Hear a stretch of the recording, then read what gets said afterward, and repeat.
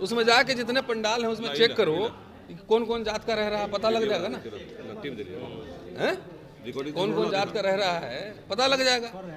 तो जो उसको आइडियलाइज कर रहे हैं, बोलो कि अपना बच्चा को साधु ही बना दे, पर टीवी अखबार पूरा उसको ग्लोरीफाई कर रहा है। तो करेगा ना वो, क्योंकि उससे उसका बिजनेस से फायदा है उसको, टीवी अखबार को।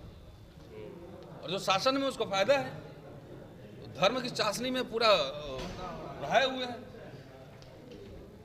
आपको मन है तो आप भी जाके वहां बन जाइए साधु। अभी राहुल गांधी जातीय जनगणना की बात कर रहे थे, जहां कांग्रेस की सरकार है वहां तो कम से कम करवा देना वो। भाई तो ये हमसे काहे पूछ रहे हैं, ये कांग्रेस के प्रवक्ता से पूछेंगे, ये राहुल जी से आप पूछते सीधा, तभी ना बात बनती।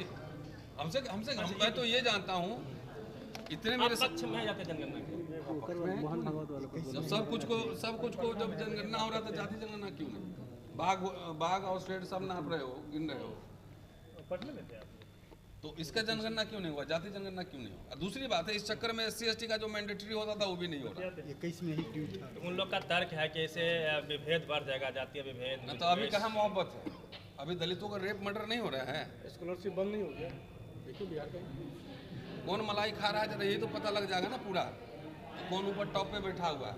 विभेद तो ऑलरेडी है, विभेद हमने थोड़ी किया हुआ है, सुधरना हमको है कि सुधरना उनको है जो सत्ता के शीर्ष पे बैठे हो। बात समझ रहे? पटना में सर बीजेपी का क्लेम है कि ये ओबीसीकरण पर बीजेपी का हो रहा है। जगदेव बाबू की जयंती बीजेपी वाले मनाने लगे हैं। कर्पूरी ठाकुर को उन्होंने दिया। जितने लोगों को भारत रत्न उन्होंने दिया है, आप उन्हीं के नाम पे एक विश्वविद्यालय बना दो, कर्पूरी ठाकुर सेंट्रल यूनिवर्सिटी, और कर्पूरी जी के समुदाय के और अति पिछड़े के लोग को 85% रिजर्वेशन कर दो। क्या दिक्कत है? क्या दिक्कत है? आपको हमारा वो RSS बीजेपी जान चुका है कि इन लोगों को कुछ नहीं चाहिए, नौकरी वोकरी पढ़ाई वढ़ाई नहीं चाहिए, खाली मूर्ति चाहिए। बाबा साहब के बड़ी बड़ी मूर्ति बना देगा, उसी में खुश है, और उसी मूर्ति के नींव में जो है ना बाबा साहब के विचारों को दफन कर रहा है। कर्पूरी जी का बन गया, अच्छी बात है, लेकिन एक विश्वविद्यालय तो खोल देते, एक इंग्लिश मीडियम स्कूल तो चलवा दो।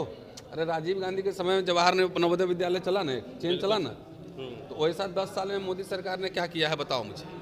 इसी में जवाब है कि संविधान को खतरा है कि नहीं, इसी में जवाब है इसका। तो उन्होंने ऐतिहासिक काम किया, राम मंदिर बनाया। तो राम मंदिर जिसको फायदा है उड़ जाएगा उसको, हमको क्या मतलब, हमको तो स्कूल कॉलेज यूनिवर्सिटी रोजगार चाहिए। तो जो आप दलित चिंतक उसने वो कौन बनवाया पहले ये बताओ, किसने बनवाया? मोदी जी।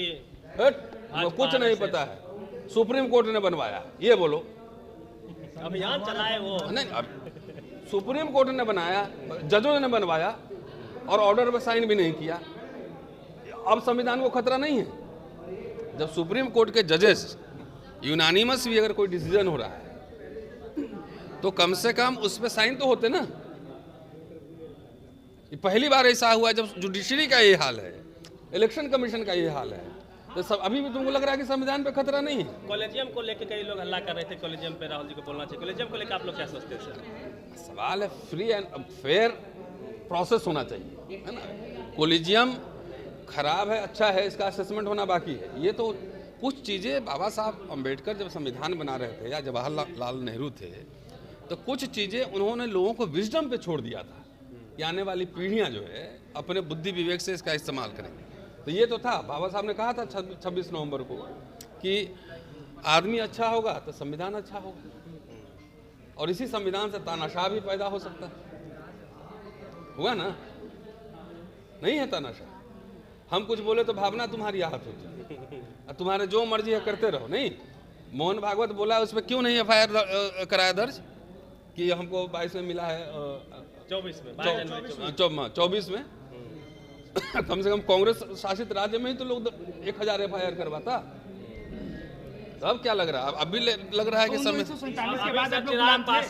1947 के बाद आप लोग गुलाम थे। नहीं, गुलाम आज़ाद की बात नहीं हो, तो कई इसके धाराएं हैं। RSS बीजेपी चाहता था कि वो मनुस्मृति का राष्ट्र बने, वो राष्ट्र नहीं बना तो इनको पेट में बहुत मरोड़ था। जवाहरलाल नेहरू, इंदिरा गांधी, सबके खिलाफ लोग, इंदिरा गांधी के खिलाफ भी कूच करने वाले यही लोग थे, विद्रोह करने वाले लोग। इमरजेंसी पहला संविधान पे पहला हमला ये था जयप्रकाश आंदोलन, ठीक है जी।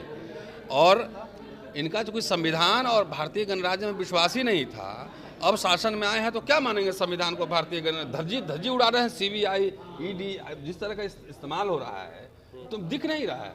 अब संविधान खत्म करने के लिए घोषणा नहीं होगी। पहले सुनिए, ये आज से संविधान घोषणा कर रहा हूँ कि खत्म हो रहा है।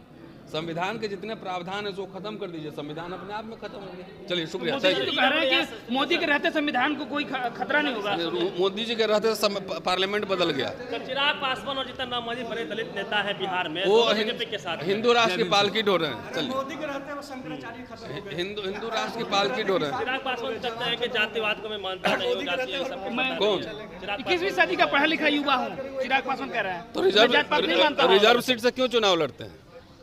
बेगूसराय में जाके चुनाव लड़े ना। फिर ये बताओ मुझे, बेगूसराय में जाके लड़ लें, बाहर बढ़ैया में जाके लड़ लें, तो हाजीपुर में क्या? हाजीपुर में गरीब दलित के लिए छोड़ दीजिए, यहाँ 2-4 को अभी नेता लोग घूम रहा होगा हमारा, वो लोग लड़ेगा हैं? वो कह रहे जात पात हम नहीं मानते हैं। काम सब वही करते हैं। जात के कोटा में मंत्री बने हुए हैं। नहीं मानते तो रिजर्व सीट पे क्यों लड़ रहे हो फिर?